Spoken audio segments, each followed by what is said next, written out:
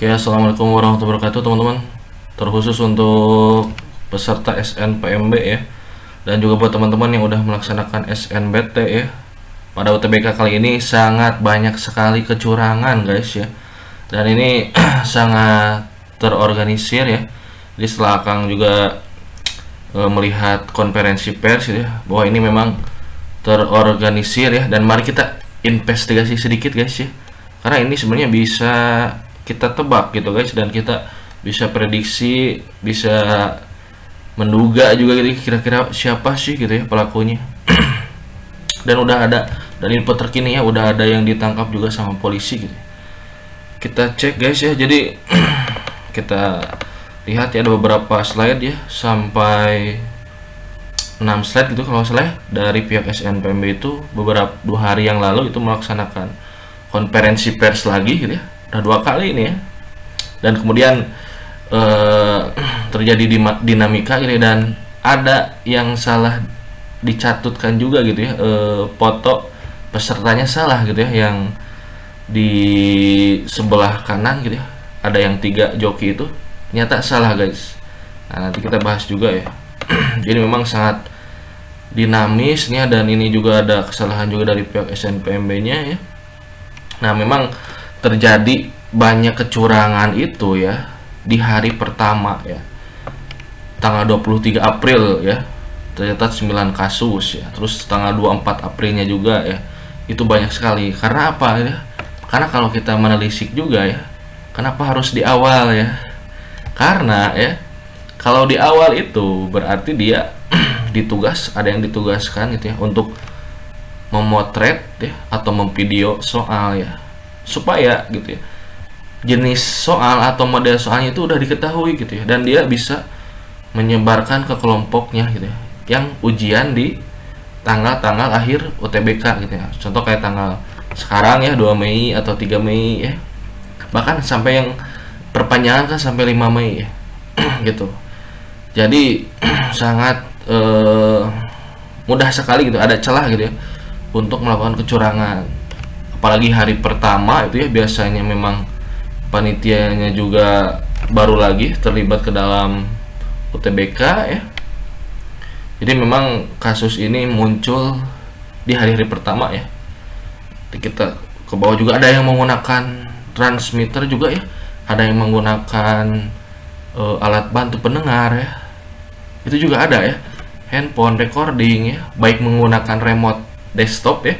Kalau kalian tahu ya, ada sebuah aplikasi namanya Time Viewers ya, itu bisa remote desktop kita gitu. Ini contoh ya, Akang ini lagi buka laptop atau komputer ya, itu bisa ya, asalkan kita ngasih akses ke misalkan orang yang ada di Bandung ya, itu bisa ya. Kita pakai namanya Time Viewers ya. Nah, terkait kebocoran soal, memang ya, dari klarifikasi juga ya, memang kebocoran soal itu panitia SNPMB sudah menyiapkan, katanya bahkan sampai 23 sesi ya, sesuai dengan sesinya. Kalau ada 23 sesi berarti 23 paket soal juga. Tiap ruangan itu pasti beda juga gitu ya. Tapi ya, itu cuma masalah angka perbedaannya ya, karena jenis soal dan model soalnya itu udah diketahui gitu ya. Itu sangat sayang sekali sih tuh ya. Dan memang ini kecurangan tahun ini ya, di UTBK 2025 ini sangat masif ya, sangat gencar sekali ya, banyak penjoki juga, dan ini udah merujuk ke kejahatan sih ya, udah kriminal sih guys ya, karena udah melanggar aturan juga ya. Tuh ya, panitia sangat mengutuk dan menyesalkan kecurangan ya. Yang emang tahun ini ya lebih parah ya dari tahun lalu ya. Jadi dari tahun ke tahun selalu ada kecurangan ya, apalagi di hari pertama UTBK ya. Tahun lalu juga sama ya, tapi tidak masif seperti tahun ini ya. Oh ya. Tuh, sejumlah sesi sehingga tidak ada soal yang sama ya. Memang tidak ada soal yang sama, tapi secara jenis dan model soal itu sepertinya mirip-mirip ya.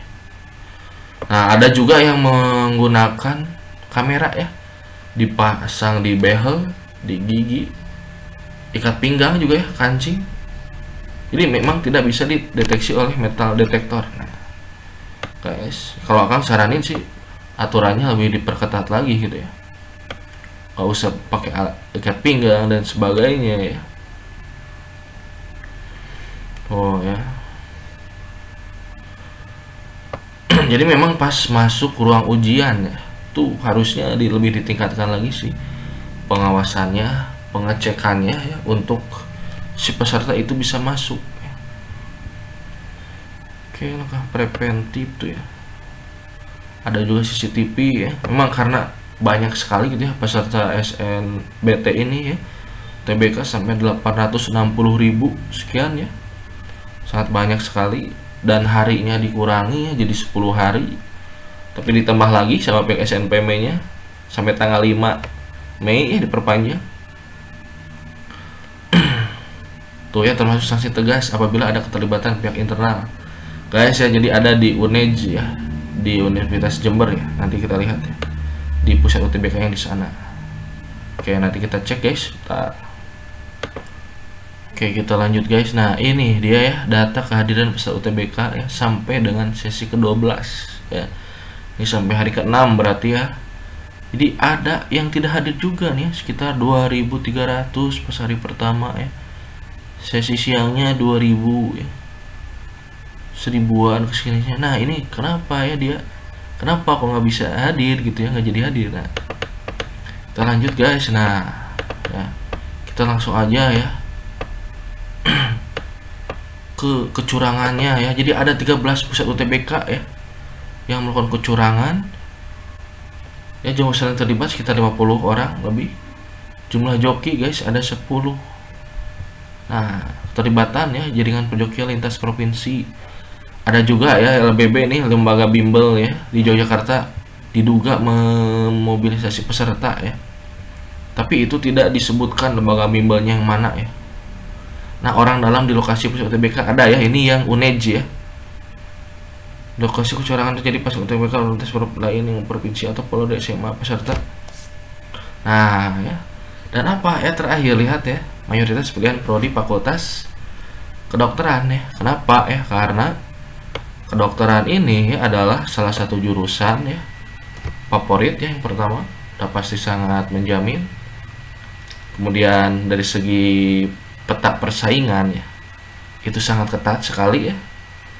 Kurang dari 1% aja yang lolos kedokteran ya. Misalkan nih peminat 3.000 ya, yang lolos cuman 100, cuman 80, sedikit sekali gitu. Dan kenapa ya mereka memakai joki ya? Karena yang pertama ya, dan di beritanya juga ya, nanti kita lihat ya, bahwa si peserta ini membayar sekitar puluhan juta ya, ada yang 30 sampai 50 juta ya untuk penjoki ini gitu ya. Satu orang peserta loh ya, kan lumayan besar sekali gitu ya. Jadi kalau sudah menjoki 3 peserta aja ya, itu udah dapat 150 juta gitu ya, gitu guys. Nah, kenapa sih bermain di sini ya? Karena UTBK ini kan daya tampungnya besar ya, 50% ya dari total keseluruhan. Nah, jadi mereka akan all in gitu ya kalau yang penjoki itu, secara ini gitu ya, logika gitu ya, mereka akan all in di fakultas kedokteran untuk joki ya. Yang orang yang males ini, yang kaya, yang bodoh, kan gak mungkin gitu ya dia yang kekurangan secara ekonomi pakai penjoki, nggak mungkin gitu ya, karena bayarnya aja 30 sampai 50 juta gitu kan ya. Nah, kenapa kan nominal ini udah?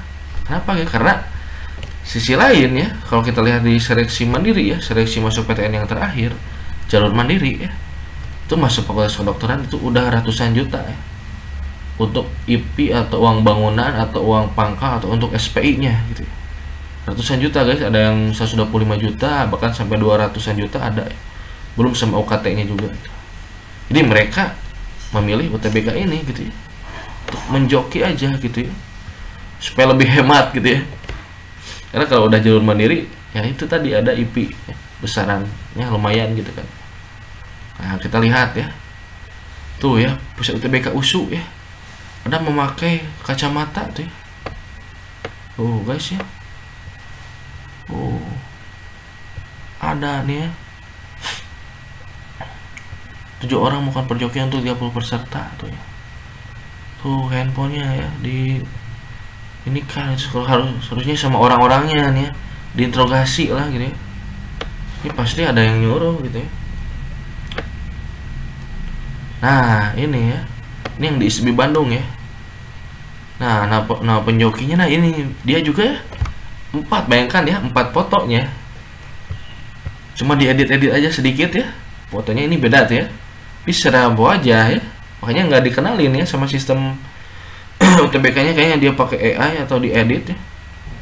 Ini ada yang background warna beda-beda baju ya tuh ya, dia menjoki 4 peserta, berarti ya kali-kali 50 juta berarti 200 atau sekitar 150 sampai 200 juta dapatnya. Oh ya,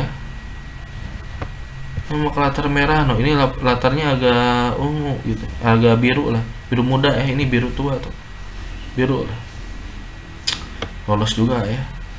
Nah ini yang salah guys ya, oh teman-teman ya. Nah ini ya, yang ketiga ini salah pencatutan nama ya, foto gitu ya, karena dia komen di Twitter gitu ya atau di X bahwa dia memang jujur nggak pakai penjoki. Nah ada 2 ya, Hamila Gibran di joki ini ya, ada 2 peserta ya. Oh ya, ini siapa namanya tuh, harusnya udah blacklist, ini udah tangkep aja kan gampang ya, nih ada alamat rumahnya juga lah. Nah ini ya, ini yang 3, ini yang ketiga salah guys ya, nih kita rekam spill ya.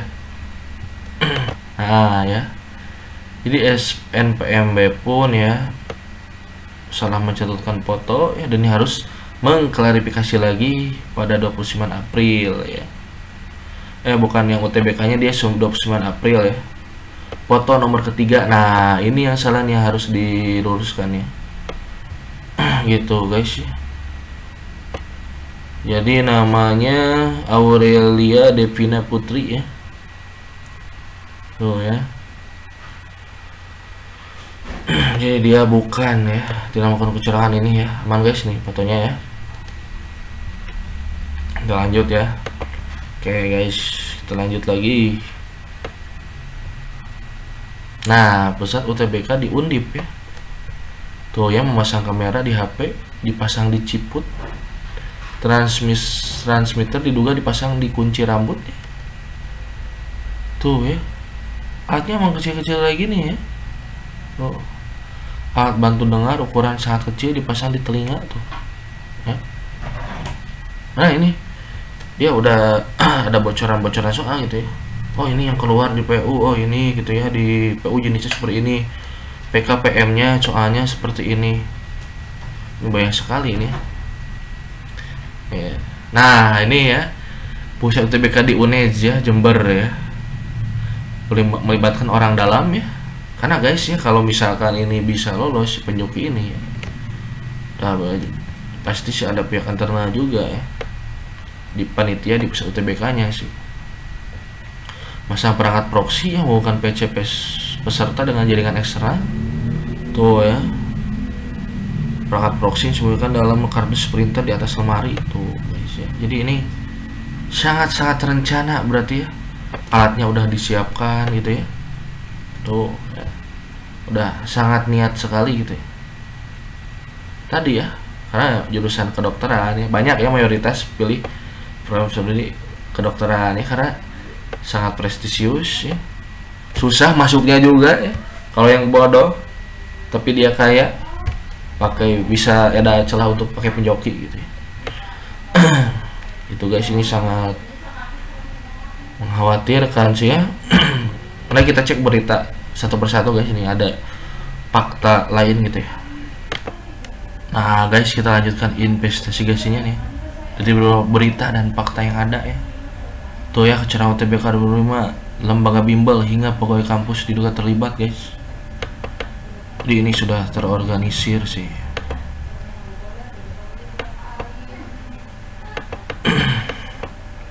Nah ya, keterlibatan lembaga bimbingan belajar ya di Jawa Tengah dan keterlibatan pegawai perguruan tinggi di tinggi negeri di Jawa Timur ya, yang tadi ya, yang UNED dan yang lembaga bimbel nih ya, itu tidak disebutkan ya sama ketua SNPMB-nya Pak Edward Wolok ya.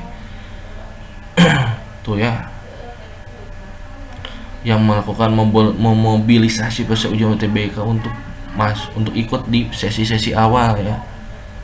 Tuh ya guys, tapi dia tidak menyebutkan ya, beliau tidak menyebutkan nama bimbelnya apa ya. Oh ya.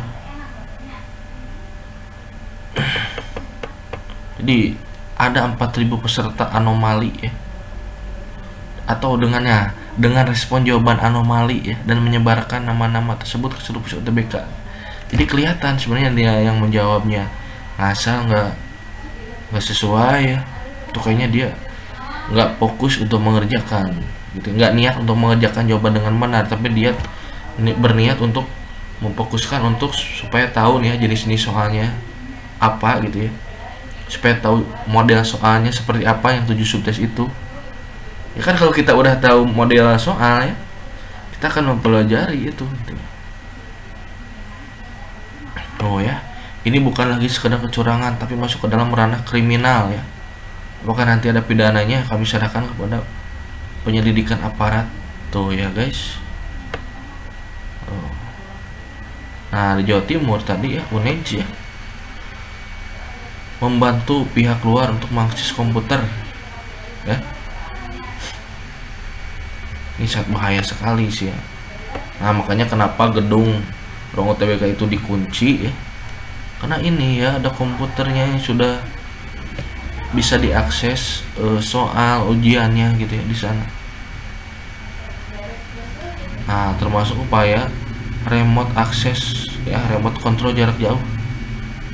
Kayak komputer yang tadi akan sebutin ya, namanya aplikasi, ada mungkin ada yang akan kenal tuh Time Viewers ya, untuk mengontrol desktop gitu ya. Tuh guys, ini tadi yang pakai router mini PC ya, sangat ini sekali. Dan siapakah yang diuntungkan ya, nih kita bahas ya. Ini ada iklan ya. Nah udah jelas ya, siapakah yang diuntungkan ya, udah jelas ya. Sesi akhir lebih diuntungkan gitu ya, karena dia tahu gitu ya dinamika soal, pembocorannya soal dan sebagainya. Itu yang sesi akhir ya kan, 10 hari bahkan ditambah lagi jadi 12 hari ya gitu ya, untuk UTBK ini, dan 1 gelombang ya. Tuh ya guys, ini kata tirto.id yang kita sama gitu ya. Jadi kalau kita pakai logika aja sendiri ya, pakai nalar kita aja, kalau modusnya itu kecurangan, penjokian dan sebagainya di awal UTBK, udah pasti yang sesi-sesi akhir ya. Tuh ya, pokoknya banyak sekali gitu ya. Pertama tadi juga orang dalam ada yang terlibat, terus penjoki ya, ada beberapa guys. Fakultas kedokteran ya, yang jadi incaran utama calon maba ini gitu ya. Karena apa ya, sangat ketat, sangat susah masuknya, dan kalaupun di seleksi mandiri itu bayarnya ratusan juta ya untuk IP-nya. Jadi mereka memilih joki gitu yang puluhan juta aja di UTBK ini gitu guys. Harusnya itu bisa diinvestigasi lebih dalam oleh pihak SNPMB atau pihak yang berwenang ya, dan itu bisa di tracking gitu ya, mereka ujian di mana aja gitu ya, siapa ini pelakunya, terus siapa aja ya kan, banyak gitu kan. Nah mari kita cek ya guys, kita lanjut investigasinya ya. Nah ini daya tampung SNBT ya di website SNPMB nih ya. Untuk UI ya, Universitas Indonesia nih ya guys, lihat teman-teman, kenapa tadi ya kedokteran jadi mayoritas penjokian. Lihat ya peminatnya 3.275 ya. Yang kuotanya ya daya tampungnya itu 90 ya kan, itu sangat kecil sekali ya, enggak 10% gitu ya, cuma kurang dari 5% gitu ya, 2 atau 3% ya, sedikit sekali kan. Kita lanjut lagi di Unpad ya, contoh lagi. Peminat ya 3055 ya. Daya tampungnya 99 orang. Oke. Terus ya, yang tidak lolosnya berarti ada sekitar 2950 ya. Nah, ini yang UPI ya. UPI Bandung ya, termasuk jurusan kedokteran yang baru ya. Baru ada tahun lalu ya, di 2024. Ya, tapi jurusan baru ya, peminatnya 771 ya. Daya tampungnya sedikit ya, 15 orang guys. Ya, kalau 10% 70 ya, kalau 1% 7. Ya, ini 2% guys ya. Lanjut lagi nih. Ya, contoh guys. Ini kedokteran Undip ya. Lihat teman-teman, 3243 ya peminat. Yang lulus 90. Kalian harus tahu faktanya nih ya. Memang sangat ketat sekali ya jurusan kedokteran itu. Kedokteran gigi nih 1350, yang lulus 47. Nah, ini ya kedokteran tuh, hampir 4000 ya. 3889 yang lolos 53 orang ya. Ini kayaknya 1,3 atau 1,4% ya. Sangat kecil sekali guys. Itu makanya mereka yang bodoh, kaya dan ingin masuk kedokteran ya, kayak penjoki gitu makanya. Oh, bisa katanya di jalur mandiri ya. Tadi sekali lagi jalur mandiri IP-nya besar ya. Nanti akan lihatin deh ya. Ini di mana ya? UNES nih, satu lagi lah ya. UNES guys, kedokteran, lihat ya, 1000. Kayaknya ini jurusan baru juga ya. Daya tampungnya 15 orang ya. Sedikit sekali kan. Lanjut, oh, udah guys ya. Nah, kita lihat ya, IP atau iuran pengembangan institusi ya. Jadi jalur terakhir itu ada yang namanya jalur mandiri. Dan itu ada IP-nya dan harus dibayar ya. Kita lihat ya, bentar. Nah, oke teman-teman, ini Kang spill sedikit ya. Di jalur SMPTN Barat contohnya, ini jalur mandiri. Unsika nih ya, di pendidikan dokternya S1 ya. IP-nya 250 juta ya. Pendidikan dokter gigi S1 ya, 250 juta guys. Ini baru IP-nya aja, belum sama UKT guys. Jadi itu ya alasan secara ekonomi guys. Kalau misalkan ya bayar joki di UTBK ya, lebih worth it gitu. Karena puluhan juta aja gitu. Karena di jalur mandiri bisa ratusan juta guys IP-nya aja, belum UKT-nya puluhan juta gitu kan ya. Jadi ya memang ini harus dikasih pelajaran ya, joki-joki ini tangkap saja ya, karena sudah menghancurkan kredibilitas panitia SNPMB dan UTBK itu sendiri ya. Tahun ini sangat gencar sekali ya. Jadi mudah-mudahan ada sanksi tegas ya untuk pelaku ya, untuk juga yang memesan joki itu, untuk yang melakukan kecurangan ya, ada sanksi yang tegas. Kalau misalkan ini masuk ke dalam kejahatan kriminal, segera diselidiki dan mudah-mudahan ada segera ditangani gitu ya oleh pihak berwenang guys.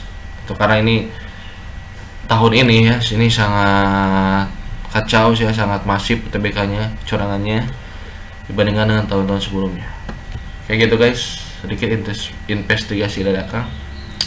Terima kasih. Jika ada yang ingin dituliskan di kolom komentar pendapat kalian tentang kecurangan UTBK ini gimana, tulis guys. Atau ini wajib dihukum apa nih ya yang melakukan kecurangan.